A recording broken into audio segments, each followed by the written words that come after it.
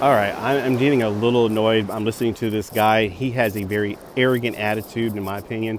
He's like, oh, these people that believe in the pre-tribulation wrath, and blah, blah, blah. Oh, I'm just horrified. I hope I don't come off sounding like that, because I'm not trying to make fun of the people. I'm trying to make fun of the concept. I feel sorry for people who believe in that. At the same time, hey, they're going to be pleasantly surprised. I know I have a friend that believes in he doesn't believe in the rapture. I'm going, well, I'll tell you, I told you so when we get up to heaven. But I'm just joking, of course, sort of. Anyway, look, the reason that people use the analogy that God wouldn't beat his wife is because during the tribulation, the wrath is from God. It shows it clearly. I don't know how this guy is missing it. In Revelation, God is doing this. God is unleashing this. God is undoing. God's releasing the seals. God's having the trumpets. It's all from God on the earth. So when you say, well, God wouldn't let, like something about, they're saying that wouldn't allow his church to go through tribulation, you're missing the obvious, very obvious thing that it's not letting him go through tribulation. He's causing the tribulation. There's a massive difference. And if you can't see it, I don't know what to tell you. I mean, I guess you're just, and I don't try to be petty or belligerent, but you're blinded. I mean, there's no other way to think about it. Think through it. Think through what you're saying. This wrath is not the wrath of man. Right now, since all those people were being murdered and stuff, since Stephen was the first one we know about. It was murdered by Paul and a bunch of other people. Actually, Paul led the thing, or Saul, I should say. Stephen, to now, people have been suffering wrath of man. See how close that guy is right there, for instance? He's a little too close, I think. They have been suffering the wrath of man, not the wrath of God. The tribulation, not a tribulation. The tribulation is the wrath of God on man, not the wrath of man. Oh, will there be wrath of man? Oh, heck yeah. They're going to be ticked off.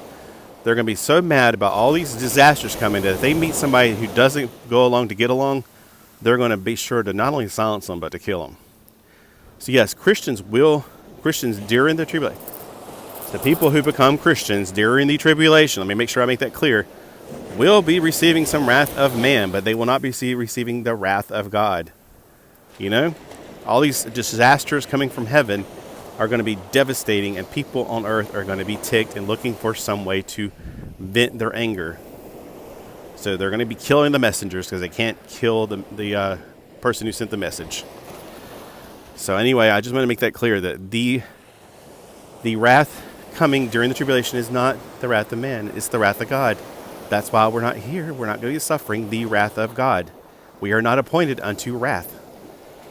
I don't know why people are so against the Bible. I don't know why they're so like, we're going to go through the wrath of God. What kind of person do you think?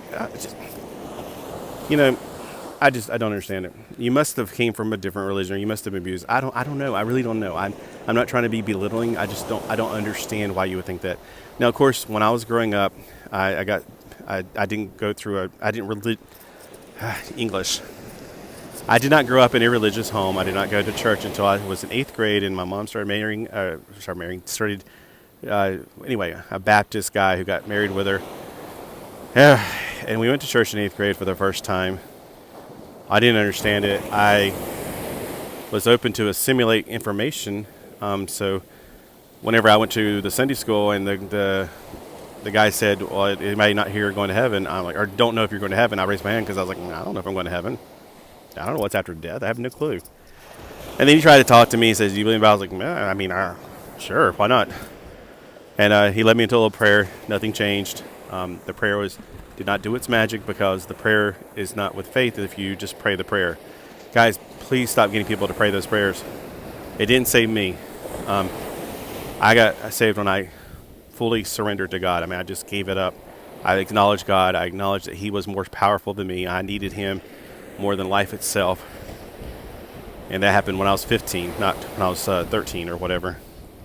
So did all that help, though? All the listening to the preachers? Yeah, some. Definitely. I absorbed the information. Although I was very didn't want to be there. Let me just put it that way, because it was just not for me. I mean, I didn't. It's like, okay, whatever. I just felt like I was sitting in a history class, except somebody was up there yelling. So again, I went through some phases in my life, and the reason I tell you that is because I went through phases in my life where maybe we're supposed to go through half of it, because I was thinking the seventh trumpet and the last trumpet were the same thing. I still see people making that argument. Look, the seventh trumpet is something that John wrote down. And then people go, oh, but it's the same Holy Spirit. He saw something totally different than what Paul is talking about. What Paul is talking about is much more metaphorical. If you've ever read Paul's writings, you know that a lot of times, like the thorn in my side. Oh, then Paul had a literal thorn in his side. No, he speaks in a lot of metaphors that keep a lot of us arguing and causing divisions today over. I know. I bet Paul would be like, oh my gosh, if I knew you guys were going to be this literal, I would have just came out and said it. But I think a lot of times he also had to be figurative because he was constantly under lock and chain with guards. So he had to be figurative in some of his language. Just like we do have to be on YouTube. We can't say certain words. Every time I watch Michael Knowles, it's like beep, beep, beep, beep. I'm like, oh, God, this is really annoying. And I'm praying to God this is really annoying. And I know that we have to be very careful what we see on YouTube, or we'll get censored, because even if we say a word that has nothing to do with that, they'll take our videos down. It's like, really? Did you even pay attention? No, you used your stupid AI to target words. Oh, there goes a big one. Use your stupid AI to target words and take us down. There's nobody actually doing this stuff. It's all AI. And that's another reason I think we're near the end, because when I was in 1992 and Terminator 2 was on, and I thought, man, this is really in-time stuff right here. But the technology's never going to be like that. Hello, here we are. Anyway, y'all have a great Friday. I babbled on for 6-7 minutes of your life. I just keep on hearing things that set me off, so I just need to make sure I express to the rest of the world what I feel, what I think, and what I know. Because not all those things are the same. And before you dismiss me, I've had at least 30-some years to think about what I've said and thought about.